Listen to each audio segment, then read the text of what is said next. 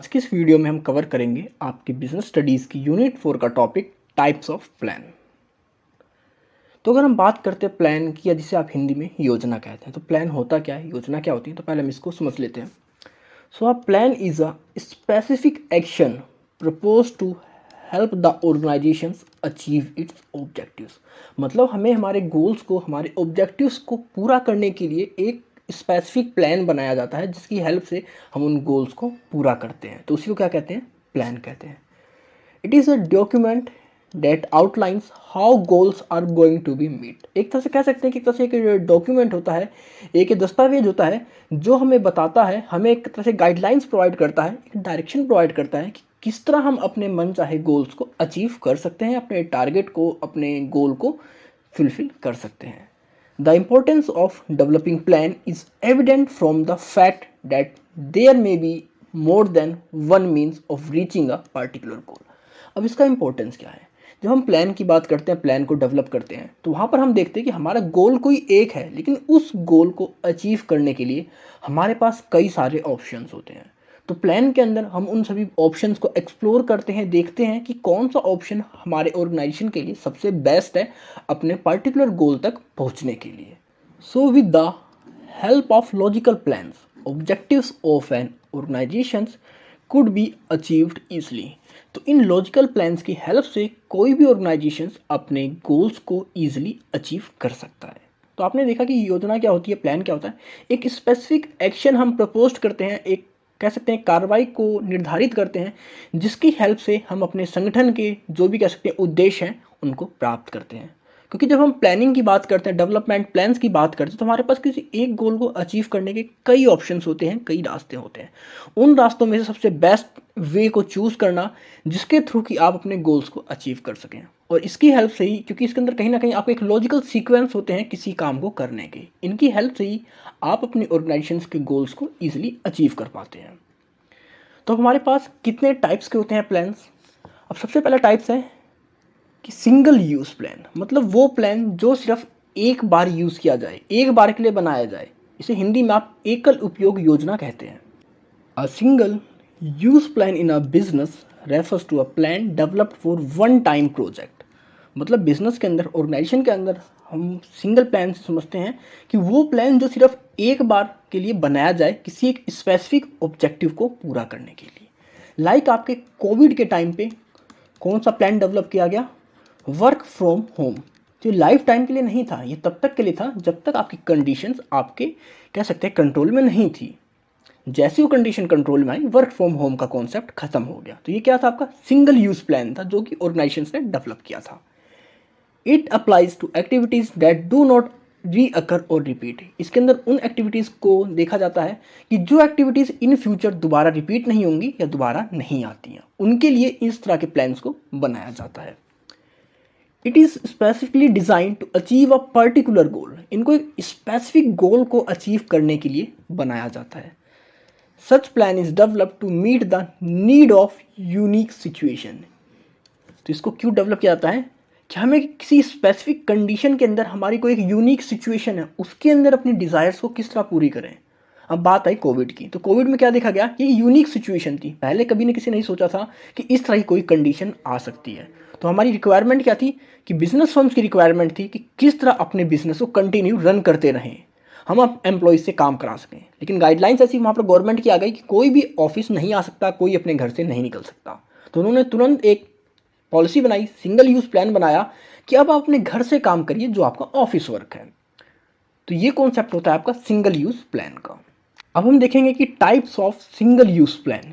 Single use plan कितने types के होते हैं। तो हमारे पास यहाँ दो टाइप्स के हैं सिंगल यूज़ प्लान। पहला है प्रोग्राम और दूसरा है बजट। तो अगर प्रोग्राम देखते हैं कि प्रोग्राम क्या होता है। A programme is a single use plan containing detailed statement about project outlining the objectives, policies, procedures, rules, tasks, physical and human resource required to implement any course of action। जब हम organisation के अंदर किसी एक project को बनाते हैं, तो उस प्रोजेक्ट के अंदर हमारा ऑब्जेक्टिव क्या है, हम किन किन पॉलिसीज़ का यूज़ करेंगे, किस तरीके से वहाँ पर काम करेंगे, क्या प्रोसीजर रहेगा, किन रूल्स रेगुलेशंस को फॉलो करेंगे, हमारे पास कितने फिजिकल रिसोर्सेज हैं, कितने ह्यूमन रिसोर्सेज हैं, कितनी मशीन्स की हमें रिक्वायरमेंट है। इन सभी चीज़ों के बारे में हम पहले से एक आउटलाइन तैयार कर लेते हैं कि हमें हमारे कह सकते हैं प्रोजेक्ट के अंदर किस चीज़ की रिक्वायरमेंट है, किन किन का हम यूज़ करेंगे। तो वो होता है आपका प्रोग्राम। अब नेक्स्ट होता है आपका बजट। अब बजट की बात करें तो बजट का बेसिकली मतलब होता है आपके फाइनेंस से। बजट क्या है? अब budget is a statement of expected result expressed in numerical terms of a definite period of time in the future. अगर आप इसे शॉर्ट में समझे तो इससे मेरे पास हो सकता है कि मेरे पास 100 रुपीज़ अवेलेबल हैं। अब मैं देखूँ कि मेरे फ्यूचर में मेरे ऑर्गेनाइजेशन के अंदर कहाँ कहाँ इसकी रिक्वायरमेंट है। हो सकता है सेल्स के लिए मेरे को बजट चाहिए, मेरे को मैन्युफैक्चरिंग के लिए बजट चाहिए, मेरे को प्रमोशन के लिए बजट चाहिए, और मेरे को कोई असेट्स परचेज करनी है उसके लिए बजट चाहिए। तो मैं क्या करूँगा, मेरे पास जो भी टोटल फाइनेंस अवेलेबल है मैं हर डिपार्टमेंट को एक बजट अलॉट कर दूंगा, उसको एक नंबर प्रोवाइड कर दूंगा, उसको एक अमाउंट प्रोवाइड कर दूंगा। हो सकता है मैं सेल्स को 30 रुपीज़ प्रोवाइड कर देता हूँ, अपनी मैन्युफैक्चरिंग को 20 रुपीज़, प्रमोशन को 20 रुपीज़ और आपकी असेट्स को 30 रुपीज़। तो ये हो जाता है आपका बजट प्लान, जो कि आप हर साल बनाते हैं एक स्पेसिफिक पीरियड के लिए। तो आपने देखा कि आपके पास दो तरीके के सिंगल यूज़ प्लान है, पहला है प्रोग्राम, दूसरा है बजट। अब आप प्रोग्राम में हमने क्या बात करी थी, हम प्रोजेक्ट के लिए आउटलाइन डिसाइड करते हैं।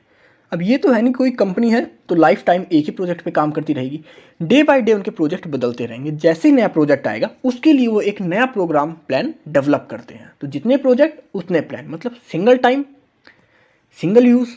अब बजट क्या है, अब हर साल आपको नए बजट की रिक्वायरमेंट होती है। हो सकता है आपका जो बजट प्लान आप बना रहे हैं मंथली बना रहे हैं, तो आप उसको मंथ के हिसाब से बनाते रहोगे, तो आप इसको भी कंटिन्यू बनाते रहते हैं अपनी रिक्वायरमेंट के, अपनी नीड के हिसाब से। तो ये दो तरीके के हमारे पास सिंगल यूज़ प्लान होते हैं। अब इसके बाद हम बात करेंगे स्टैंडिंग प्लान्स, जिसे आप हिंदी में स्थायी योजनाएं कह सकते हैं। मतलब कोई ऐसा प्लान, ऐसी योजना जिसको कि आप एक बार बनाकर लाइफ टाइम उसको फॉलो करते रहो, continue by again again and again.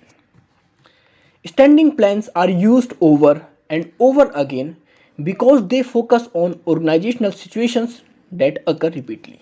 तो इसमें हम उन सिचुएशंस के लिए प्लान बनाते हैं जो ऑर्गेनाइजेशन के अंदर कंटिन्यू रिपीट होती रहती है।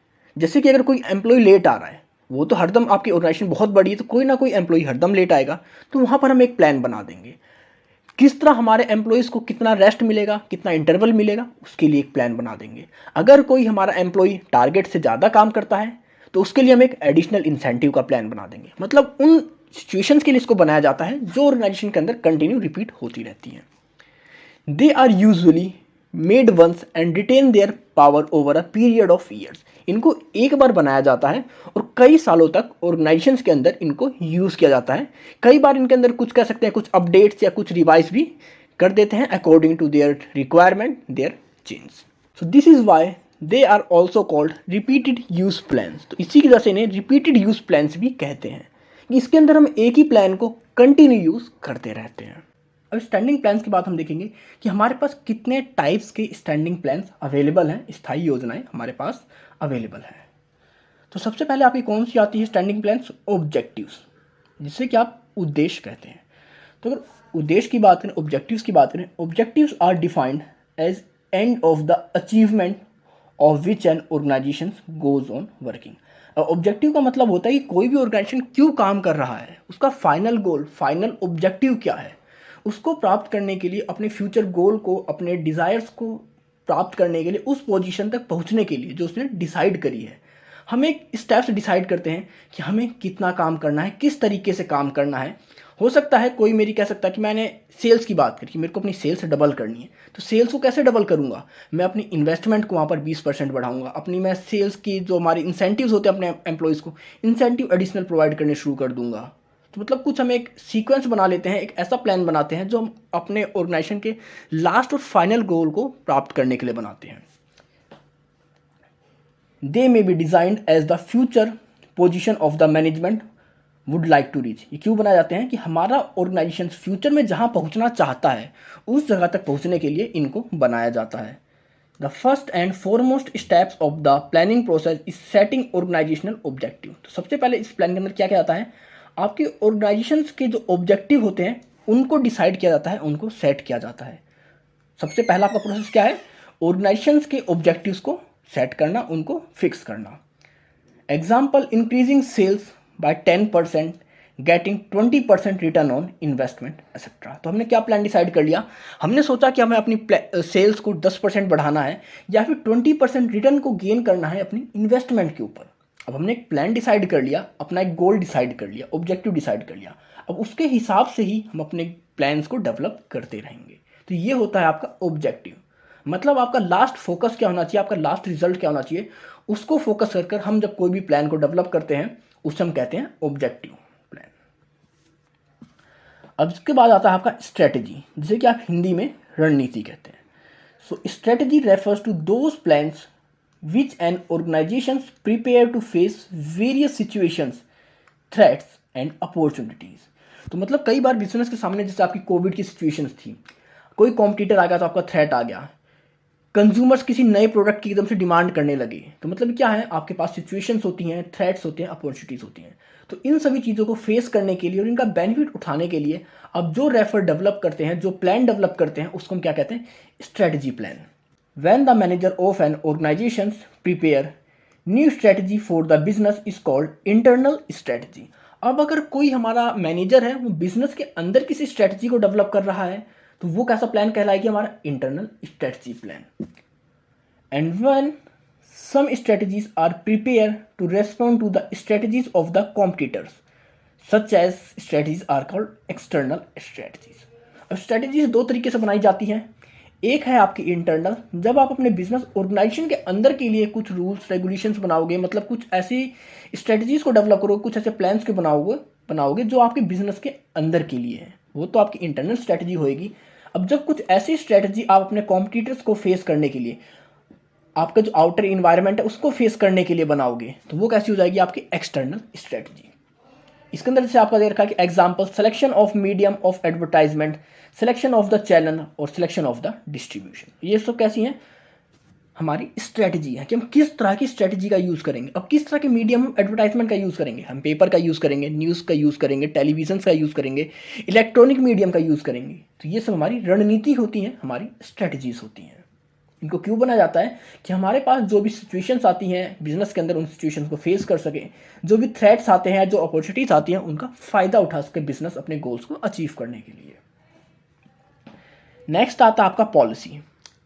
अब पॉलिसी को हिंदी में हम क्या कहते हैं, नीति कहते हैं। अगर पॉलिसी की बात करें, policy refers to a general guidelines which brings uniformity in decision making for achieving of organisation objective. तो हम पॉलिसी को क्या कह सकते हैं, एक जनरल गाइडलाइंस होती हैं जो कि हमारे ऑर्गेनाइजेशन के गोल्स को अचीव करने के लिए हमें बहुत सारे डिसीजन लेने पड़ते हैं। तो उन डिसीजंस को लेने में हमारी हेल्प करता है, एक यूनिफॉर्मिटी लेकर आता है कि हम ईजिली अपने डिसीजंस को ले सकें। जब हम अपने डिसीजंस को ले सकेंगे ईजिली, तो कहीं ना कहीं हम अपने ऑर्गेनाइजेशन के ऑब्जेक्टिव्स को पूरा कर लेंगे। तो एक गाइडलाइंस होती है जो हमें डिसीजन लेने में हेल्प करती हैं, जिससे कि हमारे ऑर्गेनाइजेशन के गोल्स ईजिली अचीव हो सकते हैं। They provide directions to the manager of an organisation. तो ये हमारे मैनेजर्स को एक डायरेक्शन प्रोवाइड कर देते हैं कि आपको किस डायरेक्शन में काम करना है, किस तरह अपने डिसीजंस को लेना है। They are flexible as they may be change as per the requirement. ये फ्लेक्सिबल होती है, इनको अपनी नीड के हिसाब से, इन्वायरमेंट के हिसाब से चेंज किया जाता है। क्योंकि पॉलिसी को ये नहीं कि लाइफ टाइम पॉलिसी बन गई, एक बन गई, तो गवर्नमेंट भी अपनी पॉलिसी को टाइम टू टाइम पे इंप्लीमेंट कह सकते हैं अमेंड करती रहती है। तो उसी तरह ऑर्गेनाइजेशन के अंदर भी आपकी जो पॉलिसीज हैं वो टाइम टू टाइम चेंज होती रहती है। जैसा आपकी पॉलिसी है कि selling goods on cash basis only, reserving some post of women in the organisation. तो ये हमारे कुछ क्या है पॉलिसीज। अब जैसे पहली पॉलिसी कैसी है कि selling goods on cash basis only. हमने पॉलिसी बनाई कि अपने गुड्स को सिर्फ हम कैश बेसिस पर सेल करेंगे।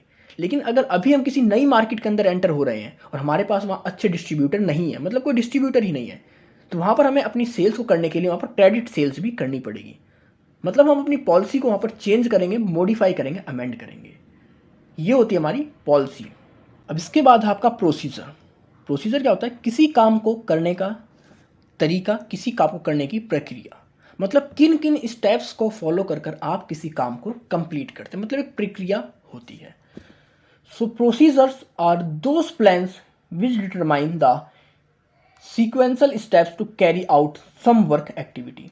मतलब हमारे पास कोई काम है, उस काम को हम किन स्टेप्स में कंप्लीट करेंगे। अब जैसे आपसे मैं कह दूं कि कोई एक स्टेयर्स है, ये आपकी पहली स्टेयर है, ये आपकी दूसरी स्टेयर्स है, ये तीसरी है और ये चौथी है और ये पांचवी।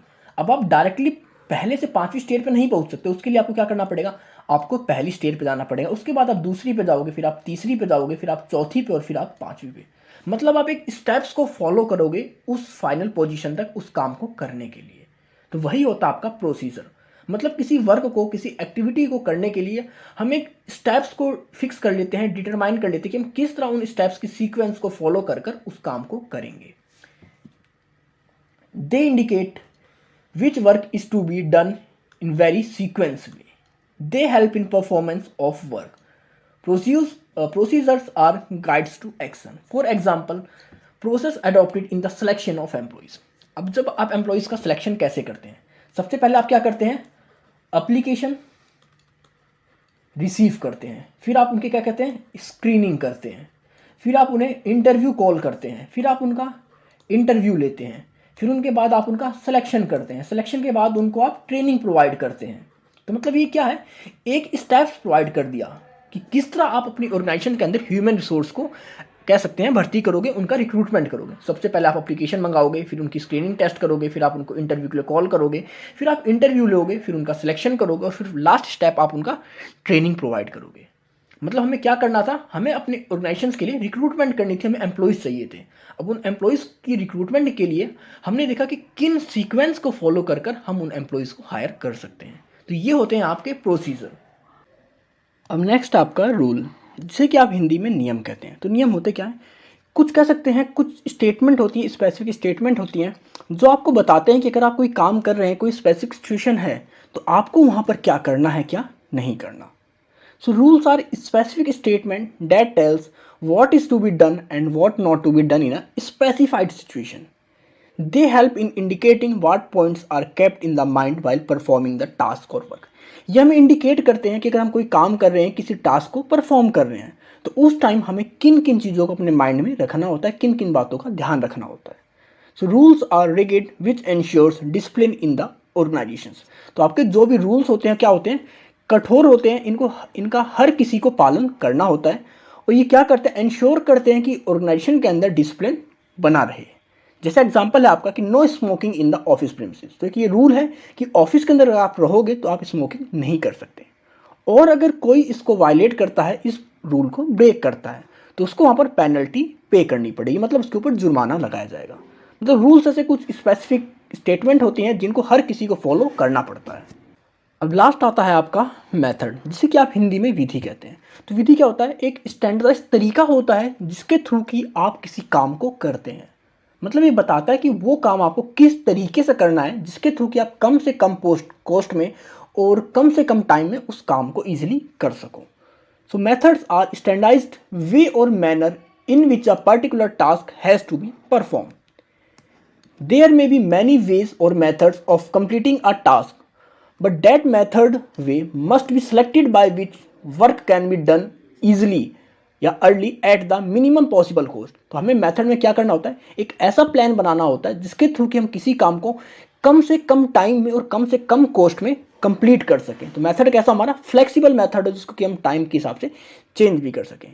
अब एग्जांपल है कि various methods of training are adopted by an organisation to train its employees, like apprenticeship training, like vestibule training, like आपका ऑन द जॉब ट्रेनिंग होती है, आपकी रोटेशन ट्रेनिंग होती है। तो हमें देखना होता है किस मेथड का यूज़ करें कि जिससे कि हम कम से कम टाइम में अपने काम को कर सकें और कम से कम कॉस्टिंग लगा सकें। तो ये होता है आपका मेथड प्लान। तो ये आपके टाइप्स ऑफ प्लान्स थे जो कि ख़त्म होते हैं। आई होप आपको सारे क्लियर हो गए होंगे। अगर आपको कोई इशू है, कोई डाउट है, तो आप कमेंट सेक्शन में जाकर मुझे कमेंट करके पूछ सकते हैं। और अब आप मुझे मेरे इंस्टाग्राम और टेलीग्राम पर भी फॉलो कर सकते हैं। तो मिलते हैं जल्दी नेक्स्ट वीडियो के साथ, नेक्स्ट टॉपिक के साथ। So stay tune, stay connected with score max.